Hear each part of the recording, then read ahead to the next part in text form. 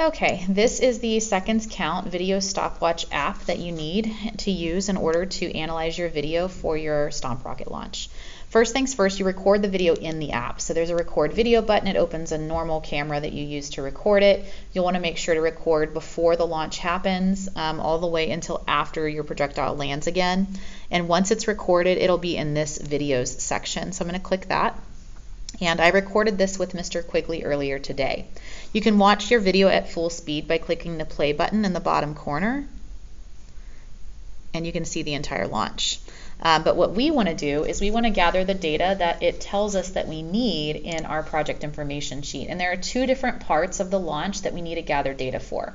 Under the data sheet section of the project information sheet, it tells us that we need a data table that includes the following information from the video, and this is on number 1, specifically the time for the rocket to reach the max height, which is just after it leaves the launcher until it gets to the top of its trajectory. So what you're going to do, and you can play it at full speed to do this, or you can use this little toolbar down here to scroll frame by frame. But what we want is just when it leaves this green post here, when it clears the top of that. So obviously I need to back it up. Here's when it's on the post still, and then he's going to stomp right there, and then it goes up. Okay, so I want to figure out where it leaves the post, which is about, oops, too far, about right there.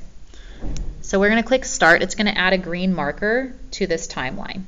And then I'm going to continue scrolling, and I'm looking for the maximum height, because that's what we need, is from when it leaves the launcher, because we're looking at only the time that it's a projectile. So it can't be on the launcher still until it reaches the top of its trajectory, which happens, let's see, it looks like it about right there, if I had to guess, but let's keep going. Yep, starts to fall back down. So you're looking for where it stops moving up just before it starts moving down, and you're going to click Finish. And what's going to happen is it's going to add a red marker. So now I have a green marker and a red marker on my timeline down here. And the time that it lapses between these two markers is going to show up right here in the bottom left-hand corner. So right now this is a fraction of a second, because my whole number of seconds are over here. Minutes, seconds, and then these are thousandths of a second. So I have 656 thousandths of a second for the actual launch. So that's the time that would go into that data table that I'm drawing for number 1 on the data sheet. But that's not the only number that I need to gather. Once you have that one, you can go ahead and scroll backwards to where your green marker is, because this is going to be a point that we need to use again. So anyway, we're going to go ahead and clear these. But the other thing that I need to get is the time that it takes. This is in step 4 under data sheet. It says to make another data table, and this time we need the launcher time. And that's the start of the stomp to the moment the rocket loses contact. Well, this is where the rocket loses contact. So I already know where that one goes, but I need to get from the stomp. So where does he first step on it? And I can watch his foot in my video, and I'm looking to where he actually makes contact for the first time with that blue stomp thing.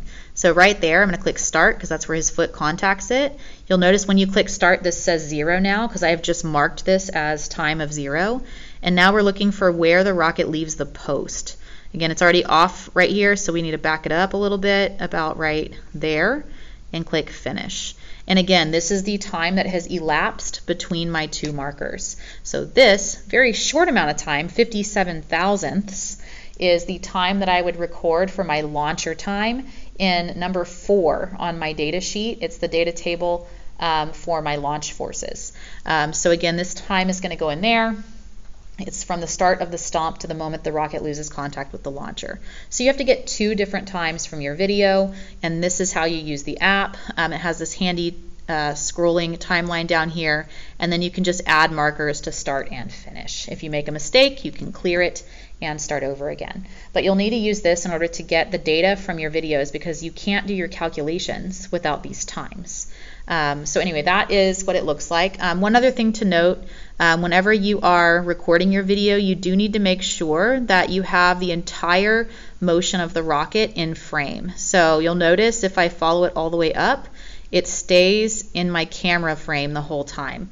It doesn't go off of my screen, and I didn't have to move my camera when I recorded it. And that's the same thing that you want whenever you're recording your video.